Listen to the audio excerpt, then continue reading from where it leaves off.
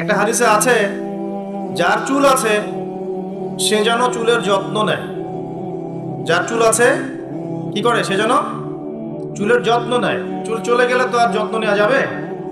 যাদের নাই তারা কি বাবরি রাখতে পারবে? যাদের আছে সুন্নত বাবরি রাখা যাবে না ইনশাআল্লাহ?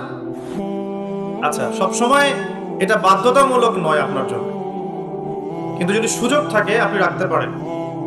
ওই সুন্নত না রেখে যদি আপনি এখন তেলাপোকা ছাড় দেন তাহলে তো সমস্যা। তেলাপোকা ছাড় কি? হাদিসে একটা শব্দ আছে, কুজা করা। এটা মানে কি? মাঝখানে চুল থাকে এইভাবে লম্বা আর দুই পাশ ফাঁকা। এই চুল কাটাটাকে হাদিসে নিষেধ করা হয়েছে। এটা কি জানতেন? আপনারা জানেন না? আমি জানি। এভাবে চুল কাটাটাকে হাদিসে কি করা হয়েছে? নিষেধ করা হয়েছে। আর রাসূলুল্লাহ সাল্লাল্লাহু আলাইহি ওয়াসাল্লাম সবসময় একটা কথা বলতেন, তোমরা ইহুদি খ্রিস্টানদের বিরোধিতা করবে। তোমরা ইহুদি এবং খ্রিস্টানদের কি করবে? বিরোধিতা করবে। তারা দাড়ি কেটে ফেলে, তোমরা দাড়ি ছেড়ে দিবে। তারা গোফ কেটে ফেলে, তারা গোফ ছেড়ে দেয়, তোমরা গোফ কেটে ফেলে। আবার বলছো, তারা মুশরিকরা কি করে? মুশরিকরা দাড়ি ছেটে ফেলে, তোমরা দাড়ি ছেড়ে দিবে। আর তারা গোফ লম্বা করে, তোমরা গোফ ছেটে ফেলবে। সবসময় আমাদেরকে উৎসাহিত করা হয়েছে বিধর্মীদের সংস্কৃতির বিপরীত করার জন্য। আর আজকে আমরা কি করছি? ইচ্ছায় হোক আর অনিচ্ছায় হোক, জেনে হোক আর না জেনে হোক, আমরা কিন্তু বিধর্মীদের আদর্শ এবং কালচারগুলো ফলো করছি না ভাই? পোশাক আশাক, দেহের গঠন, চলাফেরা, কথাবার্তা, জীবনের লাইফস্টাইল, রুটিন, এগুলো কি মুসলিমদের মতো হচ্ছে না অমুসলিমদের মতো হচ্ছে? কোন মুসলিম যুবক কি ফজরের আজান শুনে নামাজ না পড়ে ঘুমাতে পারে? আবার দুপুর 12টায় ঘুম থেকে উঠতে পারে? দুপুর 2টায় নাস্তা করতে পারে? বিকেল সময়টা গার্লফ্রেন্ডের সাথে ঘুরতে পারে? আর সন্ধ্যাবেলায় বন্ধুদের সাথে আড্ডাবাজি করে, জুয়া খেলে, বারের সময় কাটিয়ে রাত্রে আবার এসে ইন্টারনেট চালাতে চালাতে 3টা 4টা 5টা বাজে, তখন ঘুমিয়ে যায়। এই হচ্ছে এখনকার যুব সমাজের আদর্শ। একটা অসুস্থ প্রজন্ম তৈরি করছি আমরা, অসুস্থ প্রজন্ম। বিগত মনে হয় 40-50 বছর থেকে একটা প্রজন্ম তৈরি হয়েছে বাংলাদেশে, স্পেশালি আমাদের মতো ইয়াং জেনারেশন যারা আছো, একটা অসুস্থ প্রজন্ম তৈরি হয়েছে। বাবাকে সালাম দিতে এদের লজ্জাবোধ হয়, ঘরে ঢুকে মাকে সালাম দিবে লজ্জা পায়, বাসা থেকে বের হওয়ার সময় দোয়া করে বের হবে, মনে থাকে না। চুলটা কাটবে রাসূল সাল্লাল্লাহু আলাইহি ওয়াসাল্লাম মতো না, ওদের আদর্শ নেই। ড্রেস আপ, এটা পোশাক আশাক হবে ইসলামিক লেবাস, ওদের লজ্জা লাগে, মনে হয় যেগুলো এই যুগে মনে হয় চলে না। যদি ঢিলা ঢালা পোশাক পরি তাহলে আমি পিছিয়ে পড়ব, এটা মনে হয়। তারপরে দেখা যায় পাপকে তারা খুব একটা পাপ মনে করে না। জেনা ওদের কাছে পাপ নয়, প্রিমিক্সিং ওদের কাছে কোনো পাপ নয়, ছেলে মেয়ের অবাধ মেলামেশা ওদের কাছে কোনো পাপ মনে হয় না, এটা স্বাভাবিক মনে হয়। গার্লফ্রেন্ড বয়ফ্রেন্ড কালচার ওদের কাছে স্বাভাবিক মনে হয়। মাদকদ্রব্য অলমোস্ট এভরিবডি ওই প্রজন্মের মাদক, সিগারেট, গাঁজা, ইয়াবা, ফেন্সিডিল এগুলোর সাথে সম্পৃক্ত। ম্যাক্সিমাই পর্নোগ্রাফির সাথে সম্পৃক্ত। প্রকাশ্য গোপনে মোবাইলে, ইন্টারনেটে, বাসায়, ল্যাপটপে সবাই পর্ন দেখছে বসে বসে। হ্যাঁ, রাত্রে পর্ন দেখে সকালে নামাজ পড়তে আসে। তারপরে অপসংস্কৃতি, বিভিন্ন কনসার্টে এদেরকে পাবেন আপনি। বিভিন্ন এই যে পিকনিক এর মৌসুম চলছে এখন, উচ্চস্বরে গান বাজনা বাজাবে, হ্যাঁ, ওখানে মাদকদ্রব্য সেবন করবে, সারা রাত জাগবে, ওখানে পাবেন আপনি এদেরকে। রাত 3টা 4টায় অ্যালার্ম দিয়ে থাকে যে আর্জেন্টিনা আর ব্রাজিলের খেলা আছে, এই জন্য তাহাজ্জুদ উঠতে পারে না। পড়াশোনা করছে, কি পড়াশোনা করছে আল্লাহ ভালো জানেন। এবং এই পড়াশোনাগুলো দিয়ে দেশেরই বা কি উপকার হচ্ছে, আমি সেটাতেও প্রশ্ন তুলতে পারি। কতজন বিজ্ঞানী তৈরি করেছি আমরা, কতজন আইনস্টাইন তৈরি হয়েছে। উচ্চশিক্ষার জন্য বাইরে যাচ্ছি, ডিগ্রিগুলো অর্জন করে দেশে আসছি, এসে বলছি আল্লাহ বলতে কেউ নাই। একটা অসুস্থ প্রজন্ম তৈরি করছি আমরা। মোবাইল এডিকশন, স্ক্রিন এডিক্টেড, সারাদিন ফোন নিয়ে দেখবেন ব্যস্ত। এবং ফোনে কিন্তু ভালো কিছু করছে না, খারাপ কিছুই করছে। ফ্রি ফায়ার খেলছে, পাবজি খেলছে, ফোনে ফোনে জুয়াও খেলা হয় এখন। ফোনে এখন জুয়াও খেলা হয়। এক জায়গায় গোল হয়ে বসে আছে, জিজ্ঞাসা করুন কেন, ইনভেস্টিগেট করে দেখবেন লুডো খেলছে। লুডো, এই লুডো নামে যে একটা গেম আছে আমরা জানতামই না, ভাবতাম যে একসাথে গোল হয়ে বসে কি করে এরা। একদিন এক যুবক বললো যে লুডো খেলে। একটা অসুস্থ প্রজন্ম তৈরি করেছি আমরা। এই প্রজন্মের হাতে দেশও নিরাপদ না। এই প্রজন্মের হাতে উম্মার কথা অনেক দূরের কথা, মুসলিম উম্মা অনেক দূরের কথা, দেশও নিরাপদ নয়। যারা এদেশকে গড়ে দিয়েছে তারা আমাদের মতো ছিল না। তাদের শৌর্য-বীর্য ছিল, গায়রত ছিল, ব্যক্তিত্ব ছিল। আমাদের দাদা পরদাদা, তাদের ব্যক্তিত্ব ছিল, গায়রত ছিল, শারীরিক শক্তি ছিল, মানসিক শক্তি ছিল। এখনকার প্রজন্ম দেখছেন অঙ্কে 80 নাম্বার না পেলে, একটা A+ না পেলে আত্মহত্যা করে ফেলছে।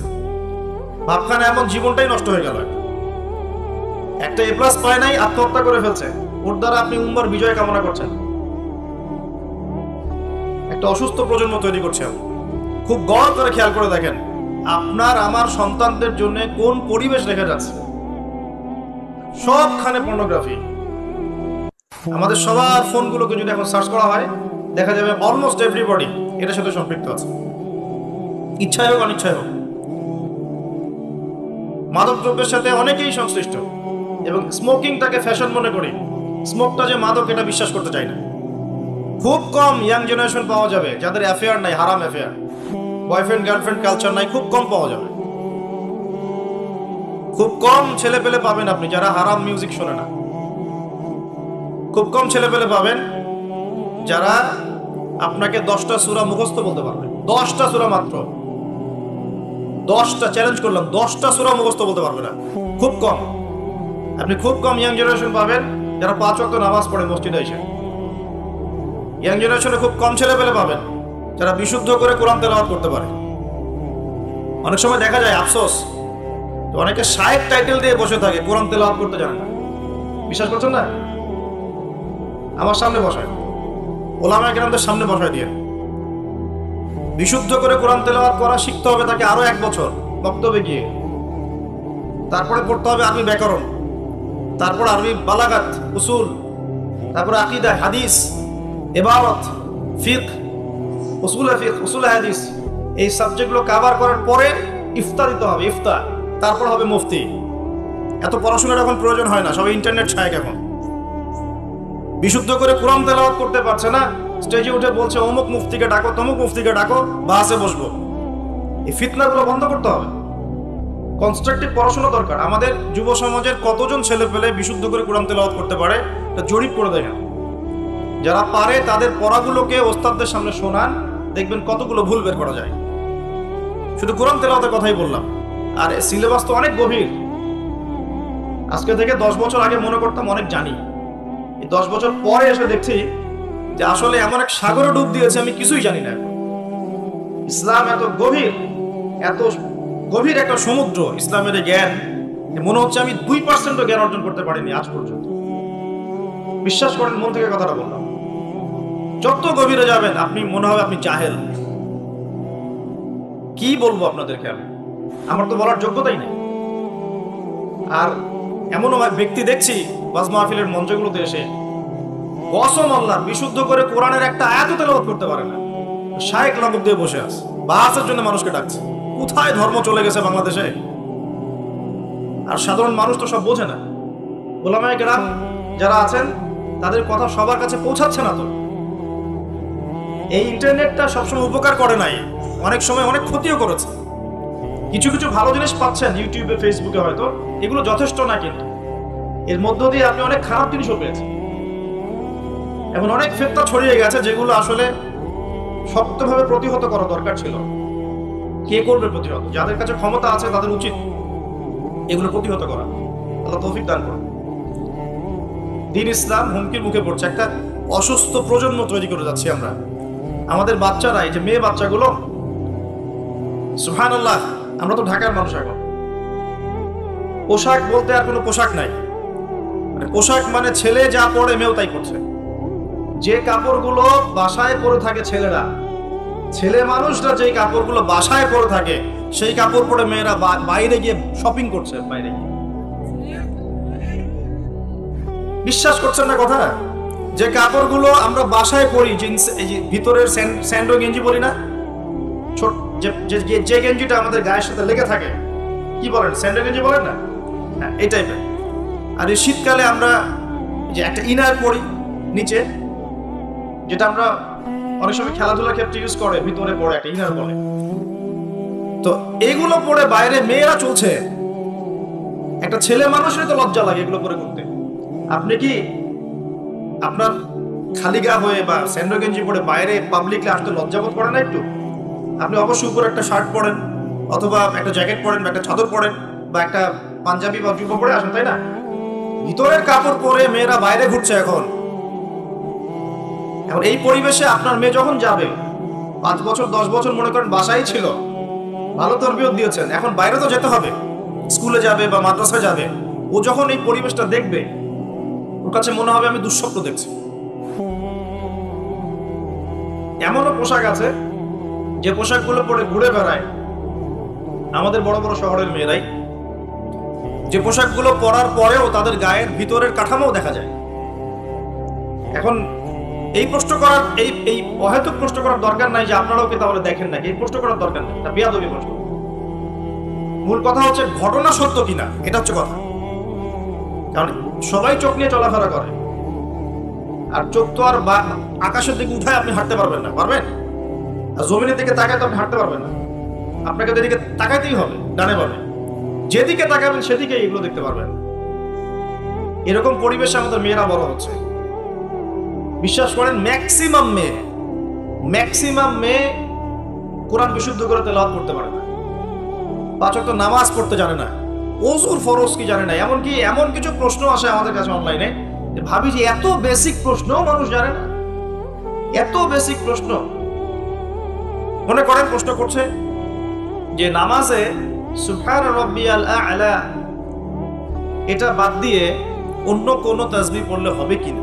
এটা খুব কমন একটা বেসিক প্রশ্ন না? এর উত্তর কে না জানে? তো কোন জায়গায় আছি দেখেন। একটা সময় ছিল, আমি হিস্ট্রির অনেক গভীর ছাত্র, আন্দালুসে একটা সময় ছিল, ওই সময় প্রত্যেক ঘরে ঘরে একজন করে হাফেজা মেয়ে পাওয়া যেত। হ্যাঁ, ঘরে ঘরে শুধু হাফেজা না, মুহাদ্দিসা মেয়ে পাওয়া যেত। কোনো কোনো ক্ষেত্রে মেয়েরা ফকিহ হয়েছে। এখন দেখবেন বেসিক ওযুর মাসআলা, গোসলের মাসআলা, হ্যাঁ ফরজ গোসলের মাসআলা, নামাজের ফরজ ওয়াজিব, হায়েজ নেফাসের মাসআলা, এই বেসিক মাসআলাগুলো আমাদের তরুণ প্রজন্ম জানে না। অথচ এদিকে পড়াশোনা করেছে 20 বছর 25 বছর। কোথায় পড়াশোনা করলেন আর কি শিখলেন? আর এত টাকা পয়সা খরচই বা কেন করলেন এর পিছনে? আমরা তো বলছি না যে জেনারেল শিক্ষায় শিক্ষিত হবেন না, কিন্তু ইসলামিক শিক্ষাকে বিসর্জন দিয়ে কি জেনারেল শিক্ষায় শিক্ষিত হতে হবে? ইসলামিক শিক্ষার কোনো দরকার নাই, দুনিয়ায় সবকিছু। আর জেনারেল শিক্ষায় শিক্ষিত হয়ে আপনি কি সত্যি আপনার শিক্ষা দিয়ে দেশ এবং জাতির খেদমত করছেন, নাকি একটা সার্টিফিকেটের জন্য আপনি দৌড়াচ্ছেন? নিজের মনকে, বিবেককে প্রশ্ন করবেন সততার সাথে, আয়নার সামনে দাঁড়িয়ে, সত্যি কি আপনি আপনার জ্ঞান দিয়ে সমাজের কোনো খেদমত করেছেন কিনা, নাকি আপনি জ্ঞানটা অর্জন করতে চাচ্ছেন শুধুমাত্র একটা সার্টিফিকেট অর্জন করা, সার্টিফিকেট দিয়ে একটা জব না হলে বিয়ে হবে না, বিয়ে না হলে মেয়ে দিবে না, মেয়ে না দিলে আমি তো জীবনে কিছুই করতে পারবো। এই তো জীবন চক্রটা তো এমনি চলছে। তরুণ প্রজন্মকে আমি প্রথমে রিকোয়েস্ট করবো যে একটা আয়াত দিয়ে আলোচনা শুরু করেছে। প্রিয় ভাইয়েরা এবং বোনেরা, আল্লাহ পাক বলেছেন ওয়ামা আতাকুমুর রাসূলু ফাখুযু। আল্লাহর আদেশ এটা। যখন আল্লাহ পাক কোনো আদেশ করেন সেটা কিন্তু ফরজ হয়ে যায়। আল্লাহর আদেশ কি হয়? আল্লাহ যখন কোনো আদেশ করেন সেটা কি হয়? ফরজ। আল্লাহ পাক বলেছেন ওয়ামা আতাকুমুর রাসূল ফাখুযু।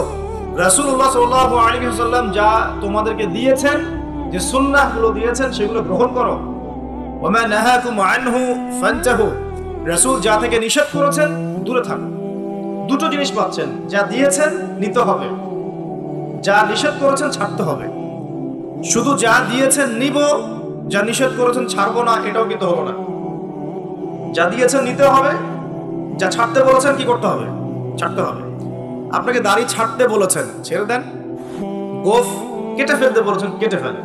দুটোর উপর আমল হয়ে গেল। ঘুমাচ্ছেন আপনি, কেন মিউজিক শুনতে শুনতে আপনি কানের মধ্যে হেডফোন দিয়ে ঘুমিয়ে যাবেন? এটা কি রাসূলের সুন্নাত হলো না? সুন্দর করে ওযু করবেন। এই রাতটা থেকে আমল শুরু করেন ইনশাআল্লাহ, আজকে থেকে সুন্দর করে ওযু করবেন, যদি পসিবল হয় সূরা মুলক তেলাওয়াত করবেন। কোন সূরা? তাবারাকাল্লাযী বিয়াদিহিল মুলক ওয়া হুয়া আলা কুল্লি শাইইন কাদির। এই সূরাটা রাতে তেলাওয়াত করতে বলেছেন আল্লাহ পাক, খেয়াল করে দেখেন। এবং ফজিলত বলা হয়েছে এই সূরার তেলাওয়াত ইনশাআল্লাহ আপনাকে কবরের আযাব থেকে বাঁচাবে। এটা হাদিস আছে কিন্তু। আর একটা লিংক আপনাকে দেই, একটু মনোযোগ দিবেন।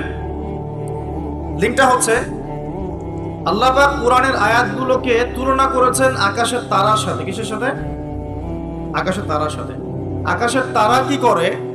শুধু কিন্তু সৌন্দর্য বৃদ্ধি করে না, আকাশের তারাগুলোকে যদি মিলাতে পারেন সঠিকভাবে আপনি পথ খুঁজে পাবেন। কি পাবেন? পথ বা রাস্তা খুঁজে পাবেন। আর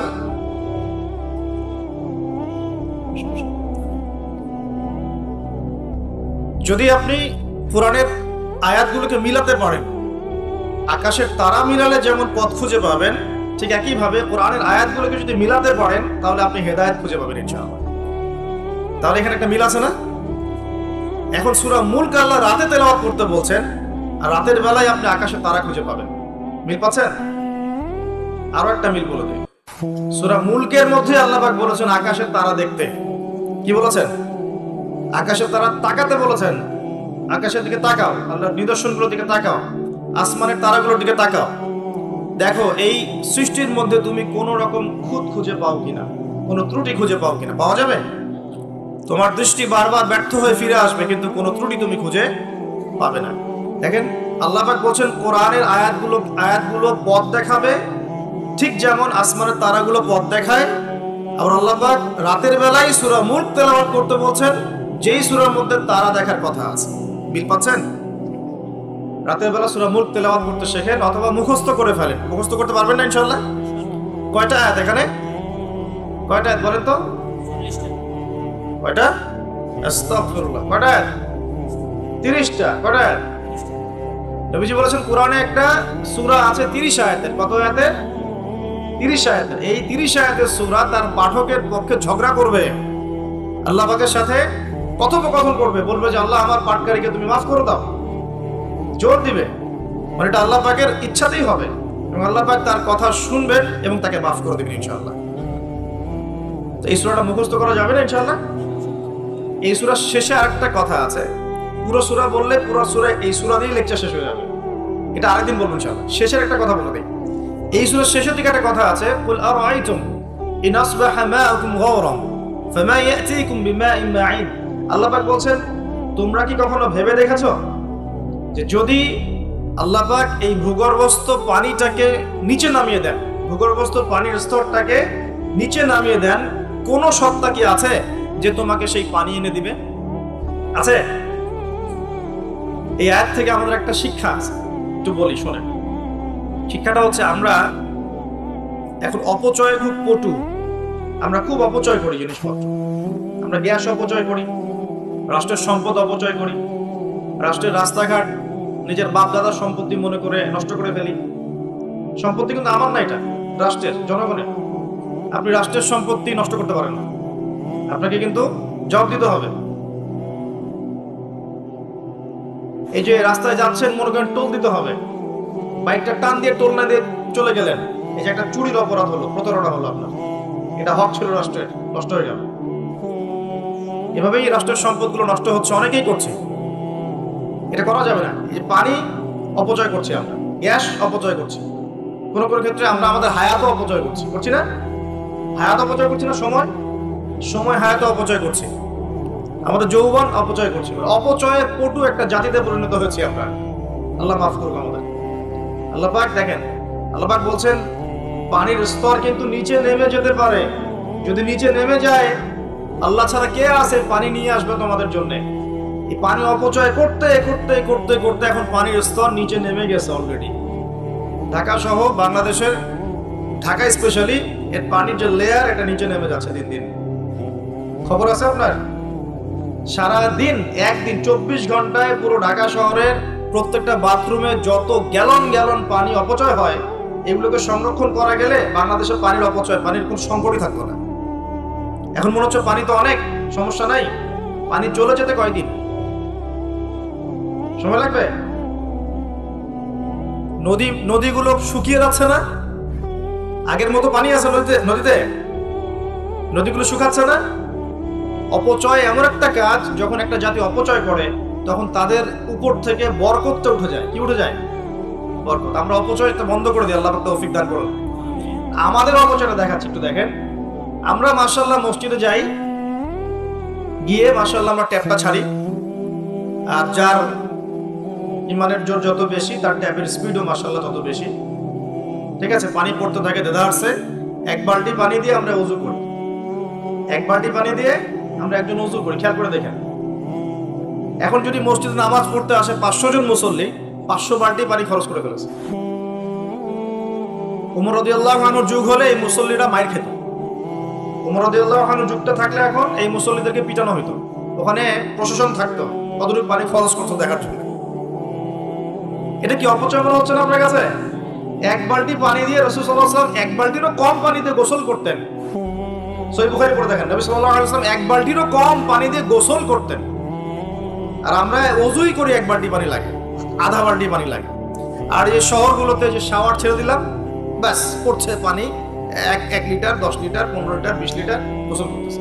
মহিলা ঢুকলে তো কথাই নাই, 40-50 লিটার পানিও চলে যেতে পারে।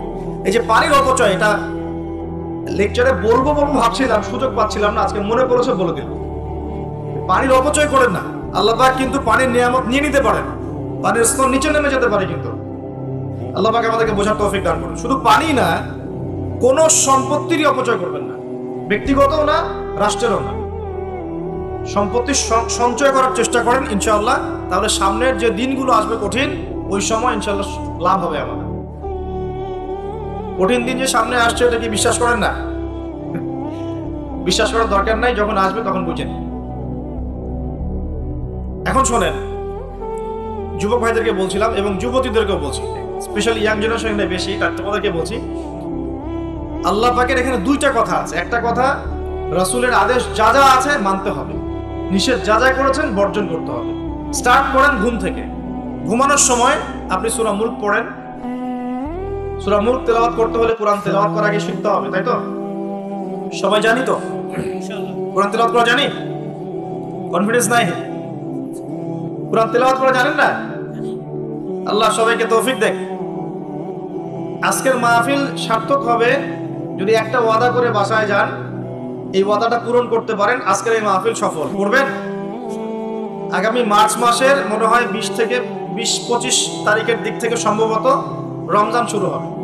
ঠিক আছে, এটা কি মাস চলছে? ডিসেম্বর, জানুয়ারি, ফেব্রুয়ারি, মার্চ, 2 মাস বাকি আছে, 2-3 মাস বাকি আছে। এই 3 মাস সময়ের মধ্যে এই মাহফিলে উপস্থিত প্রত্যেক যুবক যুবতী বিশুদ্ধ করে কোরআন তেলাওয়াত করা শিখবেন। ওয়াদা করেন, আল্লাহর কাছে ওয়াদা করেন, শিখবেন ইনশাআল্লাহ। ইনশাআল্লাহ। শয়তান 3টা ধোঁকা দিবে। কয়টা ধোঁকা? হাত নামান। শয়তান 3টা ধোঁকা দিবে, এটা সবাইকে দেয়, আপনাকেও দিবে। 1 নাম্বার ধোঁকা, বৈজ্ঞানিক পদ্ধতি পড়েছি, হুজুরের কাছে পড়েছি, হ্যাঁ, তারাবির নামাজের আগে পরে পড়েছি, রমজানে পড়েছি, আমার জানার দরকার নেই, অনেক জানি। এটা শয়তানের একটা ধোঁকা। ভালো করে পড়াশোনা করলে বুঝবেন যে আপনি কিছু জানেন না এখনো। দ্বিতীয় ধোঁকা হচ্ছে, আপনাকে শয়তান ধোঁকা দিবে, আমার অনেক বয়স হয়ে গেছে, আমি আর পারবো না। এই ধোঁকা দেয় নাই ভাই? আমার অনেক বয়স হয়ে গেছে, আমি আর পারবো না, আমার জিহ্বায় আসে না। জিহ্বায় না আসলেও পড়তে হবে, তাহলে আপনি ডাবল নেকি পাবেন ইনশাআল্লাহ। জিহ্বায় না আসলেও যারা পড়ে, হাদিসে আসছে, মানে আটকে যায়, তারপরেও ওয়াহু আলাইহি শাক্কুন, এটা তার উপর কঠিন হয়, তারপরেও সে চেষ্টা করে, ফালাহু আজরান, তার জন্য ডাবল পুরস্কার, ডাবল নেকি হবে ইনশাআল্লাহ। আরেকটা শয়তান ধোঁকা দিবে, এটা তোমাদেরকে দিবে, ইয়াংদেরকে। সেটা হলো, অনেক সময় পড়ে আছে, এত তাড়াহুড়োর কিছু নাই, পরে শিখে নিব। এই ধোঁকা দেয় নাই? এই ধোঁকা দিয়ে দিই তো বয়স হয়ে গেল 25-30, এখনো 30টা কোরআনের আয়াত তুমি বলতে পারছো না। 30টা কোরআনের আয়াত তুমি জানো না, এটা তো ওই ধোঁকারই ফসল। তোমার আব্বা আম্মাকে আগে ধোঁকা দিয়েছে শয়তান, বাচ্চাটাকে আগে বড় করি, স্কুল কলেজ বিশ্ববিদ্যালয়টা শেষ হোক, তারপরে দেখা যাবে। ওই করতে করতে ছেলের বয়স হয়ে গেছে 25-30, এখনো ওযুর মাসআলা জানে না, নামাজের মাসআলাগুলো জানে না, ফরজ ওয়াজিব সুন্নত মুস্তাহাব বোঝে না, আর ইসলামের গভীর জ্ঞান তো অনেক দূরের কথা। কোরআন হাদিস আকীদা উসুল ফিকহ এগুলো তো অনেক পরের কথা। এখন সে দিন শেখার জন্য একটাই মাধ্যম সামনে পায়, ফেসবুক ইউটিউব, ফেসবুক ইউটিউব, বাস দ্যাটস অল। আর ফেসবুক ইউটিউব মানে কি, ঢুকবে দেখবে অমুক যা বললো তমুকের বিরুদ্ধে, আর তমুক যা বললো অমুকের বিরুদ্ধে, এইটাই দেখবে। এখানে শেখার তো তেমন কিছু নাই, আপনি তো এখানে সমালোচনা শিখবেন খালি। এখানে শিখবেন কিভাবে ওয়াজ মাহফিলে উঠে কাউকে তুচ্ছ তাচ্ছিল্য করতে হয়। আপনি শিখছেন এখানে কিভাবে একজন আরেকজনকে গালি দিচ্ছে, কিভাবে একদল আরেক দলকে গালি দিচ্ছে, কিভাবে এ তার বিরুদ্ধে বলছে, ও তার বিরুদ্ধে, এটা তো শিখছেন আপনি। তাহলে সঠিক শিক্ষা পাবেন কোথায়? এখানে ঈমান রিচার্জ করবেন, সঠিক শিক্ষাটা পাবেন কোথায়? আপনাকে তো আলেম ওলামার কাছে সোহবতে যেতে হবে তো, এবং সিলেবাস ভিত্তিক পড়াশোনা করতে হবে তো। তাহলে শুধু এই ইন্টারনেটে ঢুকলে আপনি বিভ্রান্ত হয়ে যাবেন। ইন্টারনেট একটা ফিতনার জায়গা এখন, এটাকে মাধ্যম বানাতে পারেন আপনি, আপনি সহযোগী মাধ্যম বানাতে পারেন, কিন্তু একমাত্র মাধ্যম বানালেই সমস্যা আছে, আপনি শেষ, তখন সমস্যা হয়ে যাবে আপনার। এই কথাগুলো আমাদের বাস্তব জীবন উপলব্ধি থেকে বলছি, ইনশাআল্লাহ আপনার জীবনে ফায়দা দিবে ইনশাআল্লাহ। প্রিয় যুবক ভাইরা, এই তিনটা ধোঁকা থেকে বেঁচে থাকবেন। রাত্রেবেলা কি তেলাওয়াত করবেন তাহলে? কোন সূরা? সূরা মুলক। আচ্ছা, ফজিলত কি কি ফজিলত? ইনশাআল্লাহ আপনাকে আল্লাহ রাব্বুল আলামিন এই সূরা তেলাওয়াতের বরকতে, এর ওসিলা ইনশাআল্লাহ কবরের আযাব থেকে বাঁচাবেন ইনশাআল্লাহ। কবরের আযাব সত্য না মিথ্যা? চোখে দেখা যায়? কোন পরীক্ষাগারে প্রমাণ করা যায়? তাহলে পশ্চিমারা যে বলে পরীক্ষা নিরীক্ষা পর্যবেক্ষণ ছাড়া কোনো জ্ঞান নেওয়া যাবে না, তাহলে কি হবে? এই যে শিক্ষা ব্যবস্থা দাঁড়িয়ে আছে এখনকার এই দর্শনের উপরে, পরীক্ষা নিরীক্ষা পর্যবেক্ষণ চাক্ষুষ না দেখা পর্যন্ত কিছু বিশ্বাস করি না। বিশ্বাস করেন তখন আপনাকে বলবে ধর্মান্ধ হয়ে ব্যক্তি। কি বলবে? কথা বোঝেন না আমার? হ্যাঁ, ওদের ফিলোসফি অফ এডুকেশন, মানে আমরা বলি এটাকে এপিস্টিমোলজি, আমাদের ফিলোসফিতে বলতো এপিস্টিমোলজি, মানে জ্ঞান তত্ত্ব। এই শব্দের অর্থ হচ্ছে কি? জ্ঞান তত্ত্ব। ওদের জ্ঞান তত্ত্ব হচ্ছে যে যেটা ভিজুয়াল না, আমরা যা দেখি না, এবং যেটা স্পর্শ করা যায় না, ইন্দ্রিয় দিয়ে উপলব্ধি করা যায় না, মানে স্পর্শ করে বোঝা যায় না, গন্ধ নিয়ে বোঝা যায় না, তারপরে কঠিন তরল না বায়বীয় পরীক্ষা করা যায় না, পরীক্ষা নিরীক্ষা পর্যবেক্ষণের মাধ্যমে সিদ্ধান্তে আসা যায় না, এটাকে জ্ঞান বলে না। যদি এটাকে এই সিঁড়িগুলো উত্তরানো যায় তখন সেটা জ্ঞান, ওদের দর্শন এটা। তাহলে এখন কবর আযাবটাকে আপনি কি করবেন? এখন কবর আযাব নাই, তাহলে এখন তো আপনাকে আল্লাহ পাকের কথায় বিশ্বাস করতে হচ্ছে না, গায়েবে বিশ্বাস করতে হচ্ছে। তাহলে এখন আপনি যখন গায়েবে বিশ্বাস করতে যাবেন, ওরাই আপনাকে তোকমা দিয়ে দিবে তো ধর্মান্ধ, এবং ওয়ার্ল্ড আপনাকে আক্রমণ করবে তখন। যেমন মুসলিমদেরকে এখন আক্রমণ করছে না এগুলো দিয়ে, এগুলো এমনি এমনি আসে নাই, এটা পরিকল্পিত। আপনার ভিত্তিটাকে নড়িয়ে দিবে। তাই তো আসলেই তো আল্লাহকে তো দেখি না, ফেরেশতা তো দেখি না, জিন জাতিকে তো দেখি নাই, আত্মা তো দেখি না, কবর আযাব তো দেখি না, কেন বিশ্বাস করবো তাহলে? এই জন্য দেখবেন একটা প্রজন্ম তৈরি হয়েছে এখন, ওরা বলে যে আমি তো আল্লাহ কোরআন এগুলো তো খুব একটা বিশ্বাস করি না, কারণ আমি তো দেখি না। আছে না আমার লোকজন আশপাশে আপনার? এদের সংখ্যা বাড়ছে না কমছে? দিন দিন বাড়ছে। হয়তো আপনার কাছে মনে হচ্ছে যে এদের সংখ্যা হয়তো বেশি না, কিন্তু দিন দিন বাড়ছে। একটা তথ্য দিয়ে যায় আপনাদেরকে এখানে, শোনেন। বিগত 100 বছরে, কত বছরে? বিগত 100 বছরে বিশ্বের 3টা দর্শন খুব চলেছে। কয়টা দর্শন? 3টা। একটা হচ্ছে এলিমিনেশন, ওরা বলে কি এলিমিনেশন, মানে কনসেপ্ট অফ গড, মানে আল্লাহর বিশ্বাসটাকে সরিয়ে দেয়া, এটাকে এলিমিনেট করা। দেখবেন পশ্চিমারা সহ এই উন্নত সভ্যতা, সো-কল্ড উন্নত সভ্যতারে কিন্তু আল্লাহ বিশ্বাস করে না, তারা নাস্তিকতার আদর্শ ছড়িয়ে দিচ্ছে, কিন্তু তারা বিজ্ঞানে বিশ্বাস করে, আল্লাহ বিশ্বাস করে না। কিন্তু বিজ্ঞান যদি বলে কবরের আযাব বলে কিছু আছে, ওরা বিশ্বাস করবে, অবশ্যই বিশ্বাস করবে। কিন্তু আল্লাহ যদি বলেন কবরের শাস্তি আছে, তারা বিশ্বাস করবে না। আমার কথা বোঝাতে পারছি? আচ্ছা, এটা একটা। 2 নম্বর হচ্ছে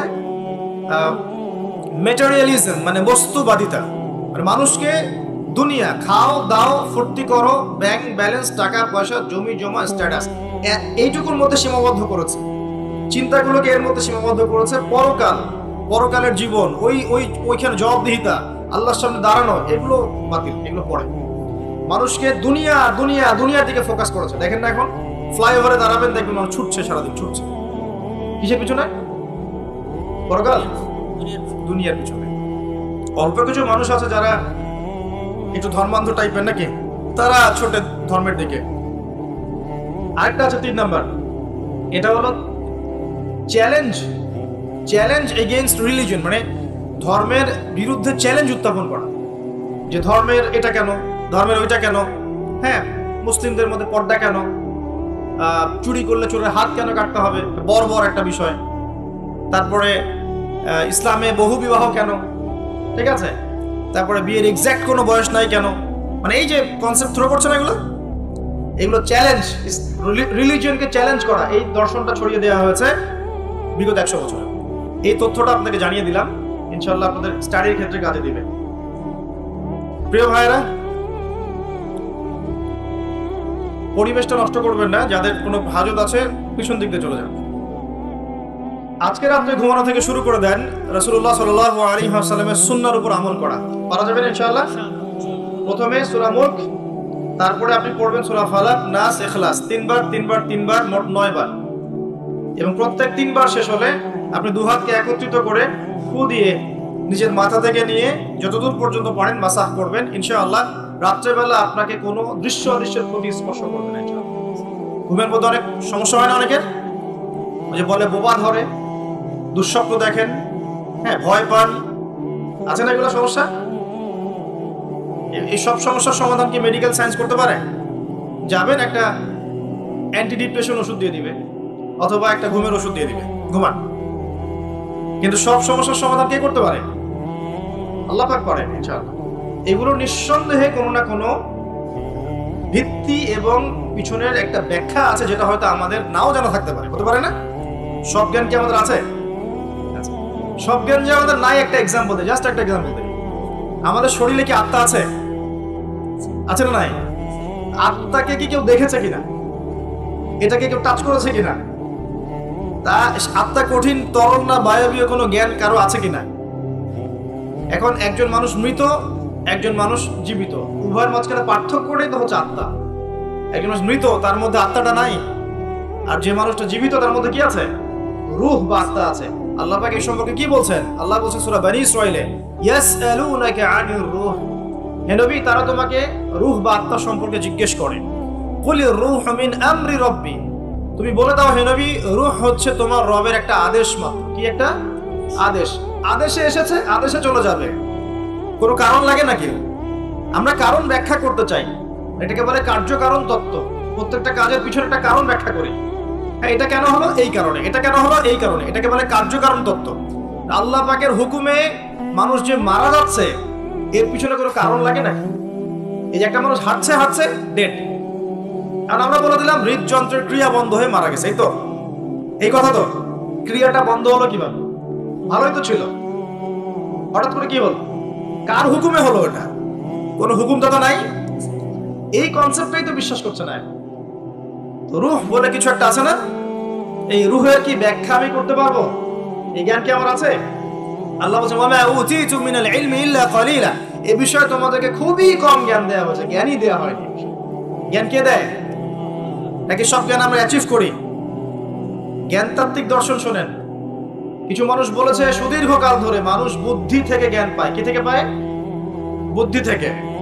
আবার কিছু মানুষ বলেছে মানুষ অভিজ্ঞতা থেকে জ্ঞান পায়। কি থেকে? অভিজ্ঞতা হয়েছে, জ্ঞান পেয়েছে, আগে জানতাম না এখন জানছেন। এখানে বিষয়টা কি? এর চূড়ান্ত বক্তব্যটা কি? চূড়ান্ত বক্তব্য দিয়েছে ইসলাম। ইসলাম বলছে ওয়াকুলিল হাক্কু মির রাব্বিকুম, হক বা সত্য রবের পক্ষ থেকে আসে। সূরা বাকারায় আছে ওয়াআল্লামা আদামাল আসমাআ কুল্লাহা, আল্লাহ পাক আদম আলাইহিস সালামকে সমস্ত নাম শিক্ষা দিয়েছেন। সূরা আলাকে আছে আল্লামাল ইনসান মা লাম ইয়ালাম, মানুষকে সেই জ্ঞান শিক্ষা দিয়েছেন যা মানুষ জানতো না। জ্ঞানকে শিক্ষা দিয়েছেন, জ্ঞানকে শিক্ষা দিয়েছেন। তাহলে জ্ঞান কার পক্ষ থেকে আসে? এখানে একটা কথা মনে রাখবেন, আপনার যদি অনেক বড় ডিগ্রি সার্টিফিকেটও থাকে, যদি হৃদয়টা পরিচ্ছন্ন না হয়, হৃদয়ে নূর না থাকে, আল্লাহর মারিফত বসিরা না থাকে, তাহলে কিন্তু আল্লাহর পক্ষ থেকে জ্ঞান পাওয়া খুব ডিফিকাল্ট। আপনি কাগজের কিছু জ্ঞান পেতে পারেন, তথ্য পেতে পারেন, ইনফরমেশন পেতে পারেন, প্রকৃত জ্ঞান পাওয়া খুব টাফ আছে। আল্লাহ পাক বোঝার তৌফিক দান করুন। সূরা ফালাক, নাস, ইখলাস পড়বেন, সূরা মুলক পড়বেন, ওযু করার কথা বলেছি। এর পাশাপাশি আপনি সূরা কাফিরুন পড়বেন। কোন সূরা? কোনটা বলেন তো? প্রথম লাইন কি? কুল ইয়া আইয়ুহাল কাফিরুন। মাশাআল্লাহ। আচ্ছা, এই সূরাটা ফজিলত আছে। যদি আপনি প্রত্যেক রাতে সূরা কাফিরুন পড়েন ঘুমানোর আগে, ইনশাআল্লাহ তাআলা আল্লাহ পাক আপনাকে আমাকে শিরকের পাপ থেকে বাঁচিয়ে রাখবেন ইনশাআল্লাহ। কিসের পাপ? শিরকের পাপ কি সবচেয়ে বড় পাপ না ছোট পাপ? একটা হাদিস বলে দেই, ইনশাআল্লাহ যথেষ্ট হবে। রাসূলুল্লাহ সাল্লাল্লাহু আলাইহি ওয়াসাল্লামকে আল্লাহ পাক একটা ওয়াদা করেছেন। কি ওয়াদা করেছেন? আল্লাহ পাক বলছেন মিরাজের রাতে, হে নবী মুহাম্মদ সাল্লাল্লাহু আলাইহি ওয়াসাল্লাম, তোমার উম্মতের মধ্যে কোনো ব্যক্তি যদি, তোমার উম্মতের মধ্যে যে কোনো ব্যক্তি যদি আসমান জমিন সমান পাপ নিয়ে আমার সামনে হাজির হয়, কিন্তু আমার সাথে কাউকে শরীক করেনি, শিরকের পাপ নাই, আমি আল্লাহ তার সামনে আসমান জমিন সমান গুনাহ, আসমান জমিন সমান ক্ষমা নিয়ে হাজির হব। কথা কি বুঝতে পারছেন? অনেক পাপ করেছেন আপনি, পাপের শেষ নাই, কিন্তু আপনি শিরকের পাপ করেন নাই। ইনশাআল্লাহ একদিন না একদিন আপনি জান্নাতে যাবেন ইনশাআল্লাহ। আল্লাহ পাক সমস্ত পাপ মাফ করতে পারেন, কোন পাপ ছাড়া? শিরক। হ্যাঁ, তওবা করলে এখনই মাফ করতে পারেন ইনশাআল্লাহ। তো এই শিরকের পাপ থেকে আপনাকে বাঁচাবে কোন সূরা? সূরা কাফিরুন। তেলাওয়াত করেন, দেখবেন শিরক আপনি চিনে ফেলবেন ইনশাআল্লাহ, সেখান থেকে আপনি দূরে থাকতে পারবেন ইনশাআল্লাহ। আর শিরক থেকে বাঁচার জন্য একটা কিতাব আমি সাজেস্ট করেছি অনেকবার, কিতাবুত তাওহীদ। কোন কিতাব? কিতাবুত তাওহীদ। এর শারাহ বা ব্যাখ্যা আছে, অনেকগুলো প্রকাশনা থেকে বের হয়েছে, কিনতে পারেন। বাংলায় অনুবাদ করা আছে, বইটা পড়তে পারেন। তবে বইটা একটু কঠিন, অনেকে হয়তো বুঝতে পারবেন না সবকিছু। যেটাই বুঝবেন না, স্থানীয় বড় আলেম যিনি আছেন, হকপন্থী আলেম, তার কাছে গিয়ে জিজ্ঞাসা করবেন। একা একা পণ্ডিত হতে যাবেন না, একা একা পণ্ডিত হয়ে গেলে সমস্যা। ওই যে এক শ্রেণী বের হয়ে গেছে যে কোরআন মানলেই হবে, হাদিস মানার কোনো দরকার নেই, আছে না? হ্যাঁ, এই যে বেশি পণ্ডিত এখানে কোরআনের দলিলকে অগ্রাহ্য করলো। আল্লাহ যে বলছেন রাসূল যা দিয়েছেন নাও, রাসূলের দেওয়াগুলো পাবো কোথায়? রাসূল যা দিয়েছেন সেগুলো কি কোরআনে আছে নাকি? রাসূল যেগুলো দিয়েছেন ওগুলো কোথায় আছে? রাসূল যেগুলো থেকে নিষেধ করেছেন ওগুলো কোরআনে আছে নাকি? রাসূল যেগুলো নিষেধ করেছেন কোথায় আছে? তাহলে এই অংশটুকু বাদ দিয়ে কোরআন মানা যাবে নাকি? তার মানে হচ্ছে আমি কোরআনটাই তো মানলাম না, তাহলে আমি কোরআনটাই মানিনি আসলে। তো এই যে সমস্যা, নিজে বেশি পণ্ডিত হতে গেলে প্রবলেম আছে। ওলামায়ে কেরামের সাথে সম্পর্ক রাখতে হবে। আর কোন ওলামায়ে কেরামের সাথে সম্পর্ক রাখবে? যাদের সকালের ফতোয়া দুপুরের একটা পিটানিতে রাত্রে চেঞ্জ হয়ে যায়। সকালে একটা ফতোয়া দিয়েছে, ওই ফতোয়া দেওয়ার কারণে দুপুরে একটা মাইর খাইছে, রাত্রেবেলা সেই ফতোয়া চেঞ্জ, হকপন্থী হয়ে গেল। এমন বহু আছে, মানে এমন কিছু মতাদর্শ নিয়ে চলে যেগুলো নিয়ে চললে জীবনে কোনো বাধা বিপত্তির অবকাশ নাই। সারা জীবন দাওয়াতি কাজ করেই যাবে, কেউ একটু শব্দও করবে না তার বিরুদ্ধে। রাসূলুল্লাহ সাল্লাল্লাহু আলাইহি ওয়াসাল্লামকে 23 বছরে এত মার খেতে হইলো কেন? তাহলে আমাকে একটা প্রশ্ন উত্তর দেন। লা ইলাহা ইল্লাল্লাহ এর দাওয়াত তো নবী সাল্লাল্লাহু আলাইহি ওয়াসাল্লামও দিয়েছেন, আর আমিও দিচ্ছি, আপনিও দিচ্ছেন। রাসূলুল্লাহ সাল্লাল্লাহু আলাইহি ওয়াসাল্লামের উপরে এত বাধা বিপত্তি, নির্যাতন, নিপীড়ন নেমে আসে, আর আপনার ঘরে এত এত এত অর্থ সম্পদ করে আসতেছে, ঘটনাটা কোথায়? তাহলে এই লা ইলাহা ইল্লাল্লাহ গুলোর মধ্যে নিশ্চয়ই পার্থক্য দেখা যাচ্ছে।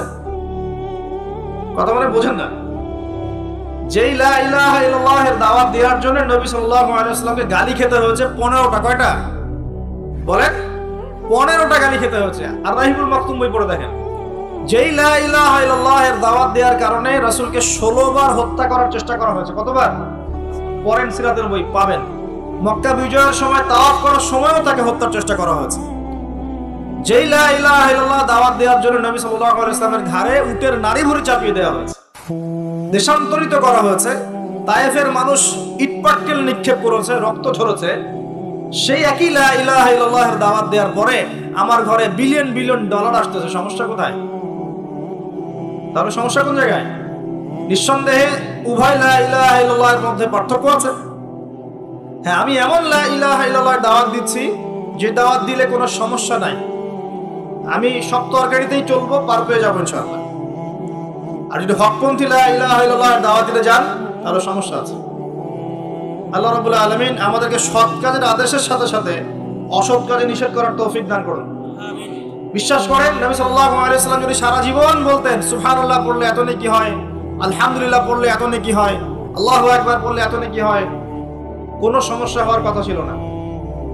নবী সাল্লাল্লাহু আলাইহি ওয়াসাল্লামকে প্রস্তাব দেওয়া হচ্ছে, তুমি যে আল্লাহর ইবাদত করো সেই আল্লাহর ইবাদত আমরা করব, পাশাপাশি আমরা আমাদের লাত ওজ্জা মানাতেরও ইবাদত করব।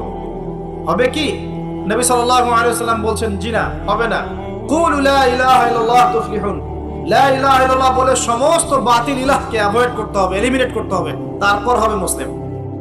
এখন আপনি 5 ওয়াক্ত নামাজও পড়বেন মাশাআল্লাহ, এদিকে সুদও খাবেন, আপনি রমজান মাসে সাওমও রাখবেন মাশাআল্লাহ, আপনি ঘুষও নেবেন, আপনি এদিকে দান সদকাও করবেন, আবার যাকাতও দিবেন না, এদিকে মাশাআল্লাহ আপনি তাহাজ্জুদ পড়বেন, পর্দা মানবেন না, হ্যাঁ, এদিকে আপনি তাসবিহ তাহলিল করছেন, হজ উমরা করছেন বছর বছর, এদিকে দুর্নীতিও করবেন, অন্যের সম্পদ আত্মসাৎও করবেন। এই লা ইলাহা ইল্লাল্লাহ তো আল্লাহর রাসূল শিখান নাই, শিখাইছেন?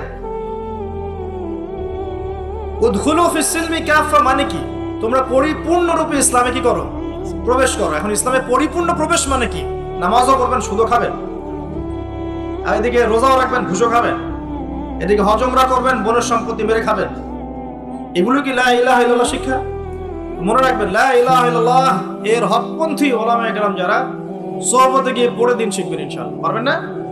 এটা চেনার জন্য আপনাকে এত কষ্ট করতে হবে না, এত কষ্টের প্রয়োজন নাই। খালি দেখবেন যে কাদের দাওয়াতে বাধা বিপত্তি নেমে আসে আর কাদের আসে না। এতটুকু চোখ কান খোলা রাখলেই বুঝতে পারবেন ইনশাআল্লাহ আযজা ওয়া জাল।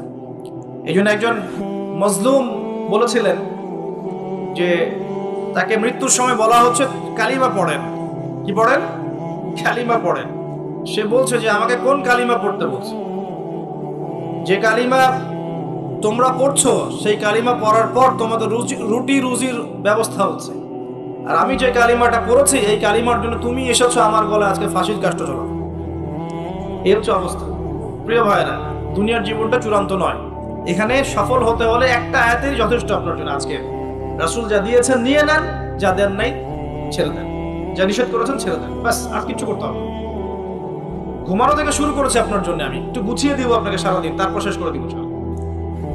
এবার আপনি ডান পাশে কাত হচ্ছেন, হয়ে বলবেন আল্লাহুম্মা বিইসমিকা আমুতু ওয়া আহইয়া। তার আগে যদি সম্ভব হয় 33 বার সুবহানাল্লাহ, 33 বার আলহামদুলিল্লাহ, 34 বার আল্লাহু আকবার পড়ে আপনি ঘুমিয়ে যান। এখন যদি আপনি 6 ঘন্টা বা 8 ঘন্টা ঘুমিয়ে থাকেন, প্রত্যেক সেকেন্ডে আপনি নেকি পাবেন ইনশাআল্লাহ। কেন নেকি পাবেন? কারণ আপনি আপনার আদর্শ মতো ঘুমান নাই, আপনি রাসূলুল্লাহ সাল্লাল্লাহু আলাইহি ওয়াসাল্লামের আদর্শ মতো ঘুমিয়েছেন, মুহাম্মদুর রাসূলুল্লাহর উপর আমল করেছেন। মুহাম্মদুর রাসূলুল্লাহ মানে কি? প্রতিটা কাজ করতে হবে কার তরিকায়? রাসূলুল্লাহ। এটা বোঝেন। লা ইলাহা ইল্লাল্লাহ মানে কি? মানে আল্লাহ ছাড়া আর কিছুই চলবে না, সোজা কথা। আল্লাহ ছাড়া আর কিছুই কি চলবে? কিছু চলবে না। মুহাম্মদুর রাসূলুল্লাহ মানে হচ্ছে প্রতিটা কাজ করতে হবে কার পদ্ধতিতে?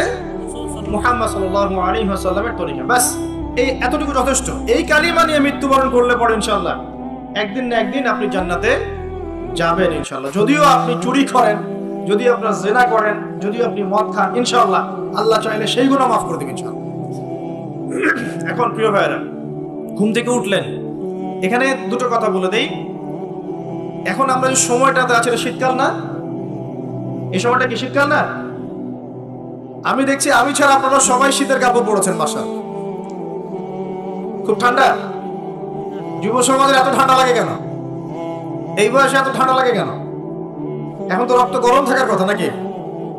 ঠান্ডা লাগে খুব, তাহলে তো সমস্যা। আচ্ছা, এটা তো শীতকাল চলছে নাকি? শীতকাল সম্পর্কে দুটো কথা বলে দিয়ে আপনার উপকার হবে ইনশাআল্লাহ, আমাদের উপকার হবে ইনশাআল্লাহ। একটা হাদিসে আসছে শীতকালটা হচ্ছে মুমিনদের জন্য গনিমত। মুমিনদের জন্য কি গনিমত? মানে হচ্ছে একটা সম্পদ, যে সম্পদটা যুদ্ধ করে লব্ধ করতে হয়, কিন্তু এখানে কোনো যুদ্ধের প্রয়োজনই হচ্ছে না। গনিমত, উপহার, গিফট। কিরকম? শীতকালে রাতটা হয় লম্বা। রাত কি হয়? লম্বা হয় না? এতে করে সারা রাত আপনি অনেক ইবাদত করতে পারবেন। আর দিনটা হয় ছোট। দিনটা ছোট হয় না? এতে করে আপনি দিনের বেলা সওম বা রোজা রাখতে পারবেন। শীতকাল আসলেই সাহাবীরা বলতেন আহলান সাহলান। শীতকালকে বলতেন আহলান সাহলান। শীতকাল তুমি এসেছো, আলহামদুলিল্লাহ। এখন রাত্রেবেলা হে কোরআনওয়ালারা তোমরা উঠে যাও এবং কোরআন তেলাওয়াত করতে থাকো, এবং দিনের বেলা তোমরা সওম পালন করতে থাকো, আলহামদুলিল্লাহ। তো শীতের রাতটা কাজে লাগাতে পারি না আমরা? রাতের একটা অংশ ঘুমিয়ে যাবেন, শেষ অংশে উঠে তাহাজ্জুদ পড়বেন এবং কোরআন তেলাওয়াত করবেন এবং আল্লাহর কাছে হাত তুলে দোয়া করবেন ইনশাআল্লাহ। শেষ অংশে, রাতের শেষ অংশে আপনি যে দোয়াই করবেন, আপনার রিজিক যদি হালাল হয় ইনশাআল্লাহ কবুল হয়ে যাবে। শীতকালকে কাজে লাগান। আবার দিনটা হয় ছোট, তাই দিনের বেলা আপনি সওম বা রোজা রাখতে পারবেন। আল্লাহ পাক তৌফিক দান করুন। শীতকাল সম্পর্কে একটা এরকম বর্ণনা আছে, যখন কঠিন শীত আসবে তো ওই শীতটা থেকে একটা আশ্রয় প্রার্থনা করতে হয় আল্লাহর কাছে, আল্লাহ এই কঠিন শীত থেকে আমাকে বাঁচাও। কারণ কি জানেন? কারণ হচ্ছে জাহান্নাম বছরে 2টা নিঃশ্বাস ছাড়ে। কয়টা নিঃশ্বাস? একটা নিঃশ্বাস গ্রীষ্মকালে যখন প্রচন্ড দাবদাহ চলে, ওইটা হচ্ছে জাহান্নামের নিঃশ্বাসের ফসল। ওই প্রভাবে পৃথিবীতে এরকম দাবদাহ চলে। এই সায়েন্স বিশ্বাস করবে? করবে না। ওর বিশ্বাসের আমার যায় আসে না। আল্লাহ পাক বলেছেন সত্য, রাসূল বলেছেন সত্য। আরেকটা হচ্ছে শীতকালে যখন প্রচন্ড ঠান্ডা, তখন শীতকালে জাহান্নামের এমন একটা জায়গা আছে যেটা কিন্তু শীতল জায়গা। জাহান্নামের পুরো জায়গাটাই কিন্তু আগুন নয়, এমনও জায়গা আছে যেটা কি খুব শীতল। ওই শীতল অংশ শ্বাস ছাড়লে এই যে পৃথিবীতে সেই এই শীতের একটা প্রভাব চলে আসে, প্রচন্ড ঠান্ডার শৈত্য প্রভাব চলে আসে।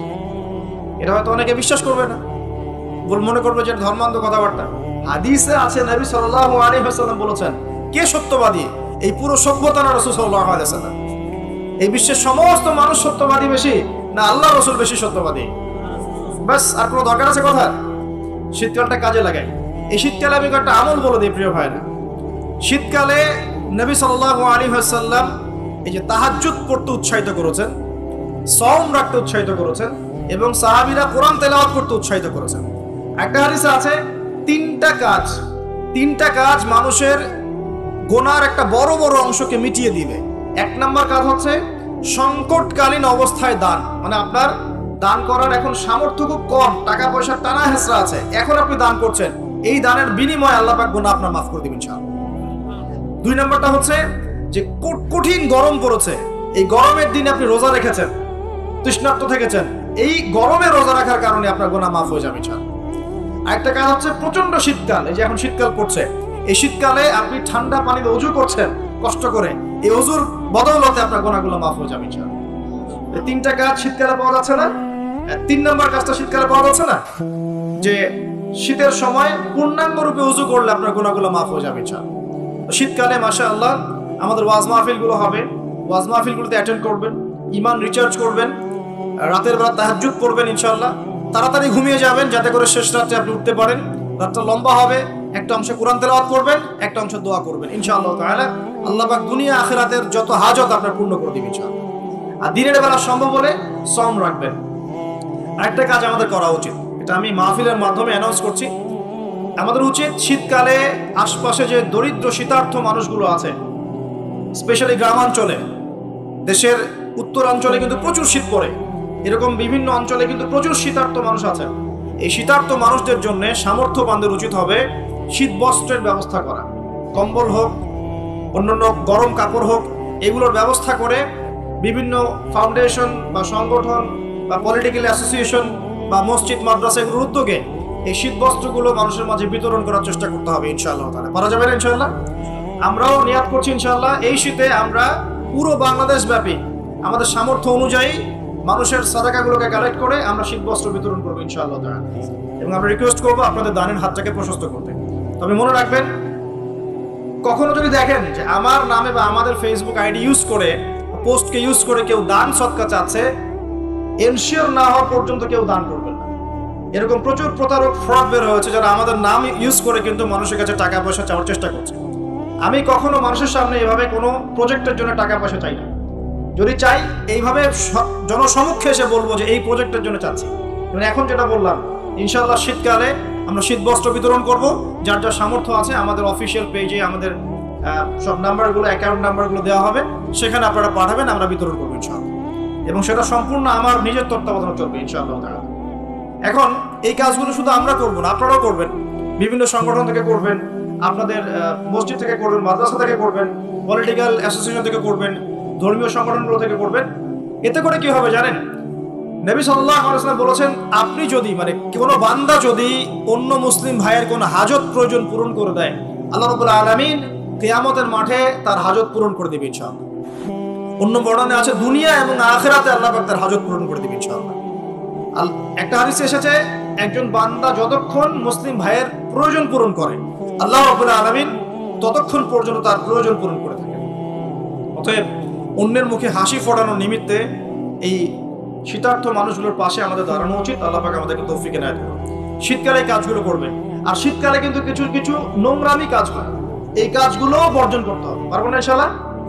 এক নম্বর নোংরামিটা হচ্ছে শীতকালে দেখবেন এমন কিছু মানে অনুষ্ঠানের আয়োজন করা হয় যেগুলোতে মানে অপসংস্কৃতির বাদ্যযন্ত্র বাজতে থাকে। খেয়াল স্পেশালি দেখবেন গ্রামে গঞ্জে কিছু কিছু পিকনিক আয়োজন করে, এগুলোতে দেখবেন এমন গান বাজনা বাজায়, ডিজে গান বাজায় যে মানুষের সারা রাত ঘুম হারাম হয়ে গেছে।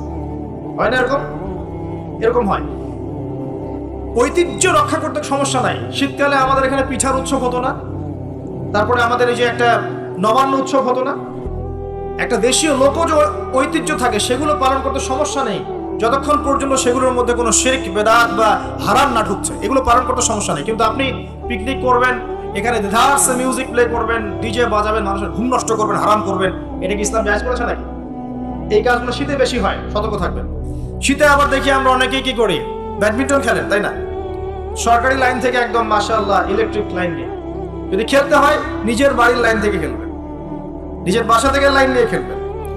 খেলেন, আমি উৎসাহিত করছি, কারণ এটা আপনার ফিজিক্যাল স্ট্যামিনার বাড়াবে, অ্যাটলিস্ট আপনার শরীর চর্চা হবে, ঠিক আছে? আপনার শরীর চর্চার দরকার আছে।